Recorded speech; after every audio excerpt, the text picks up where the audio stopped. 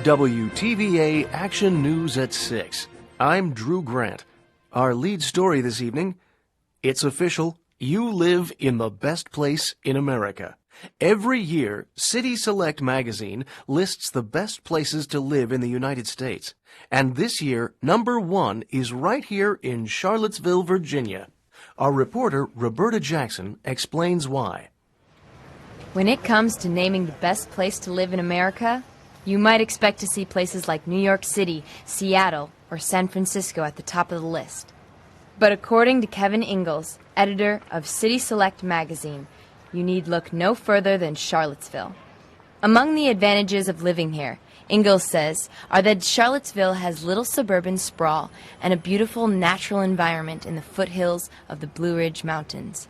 Let's face it, who wouldn't want to live here during fall's amazing changing colors? Or in winter with its perfect ski season, in spring when the flowers are blooming with life, or even in summer when you can escape the humidity of the East Coast. And as the home of the University of Virginia, Charlottesville has all the recreational and educational opportunities you could want in a small town. I'm standing here with Kenny Flint, a college student and Charlottesville resident.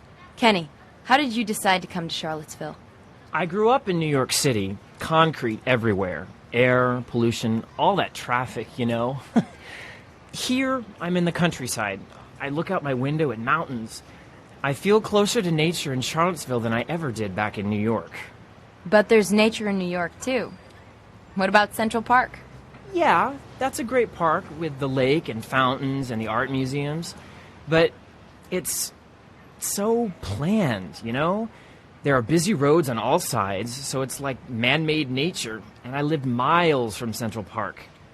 I had to drive or take the subway there. Nature here in Charlottesville is all around, and it's really natural. It's wild. But does the natural beauty of the environment ever distract you from your studies? Well, I've got to tell you, sometimes I'm sitting in class and I look out at the trees and mountains and my mind drifts off. When choosing its winner each year, City Select also looks at the cost of living and the cost of buying houses. Charlottesville's house prices are quite high, but the cost of living is low, so this is a very affordable city. Of course, now that the secret's out, everyone is going to want to move to Charlottesville. Reporting live from Charlottesville, I'm Roberta Jackson. Back to you in the studio, Drew. Thank you, Roberta. This announcement by City Select is not all good news, though. The number 1 city on the list a few years ago was Ann Arbor, Michigan. Ann Arbor, like Charlottesville, is a college town with a high standard of living, good public schools, and lots of natural beauty, so many people moved there. The increase in population has caused some new problems. There are now more cars, which means that there is more air pollution and more damage to the roads. Another problem in Ann Arbor is sprawl. As the city has become busier, both new and old residents have moved out, bringing pollution and traffic to suburbs and nearby villages. The increase in demand for houses also pushed up the price of buying a home. For more on this aspect of the story, we turn to a city planner here in Charlottesville, Fiona Maxwell. Fiona, can we handle an increase in population? Yes and no.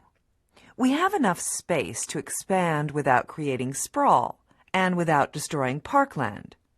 However, house prices in Charlottesville are already high, and we're going to need greater housing diversity if the city expands. This is an exciting opportunity, but it would be a shame if the cost of living here becomes so high that many people can't afford to live in the best place in America. One more question, Fiona. Which city would you choose as the best in America? Well, I live here too, so I would of course say Charlottesville. But I think the big cities can be great places to live too. Atlanta, for example, is a very well-planned city, and it's very affordable.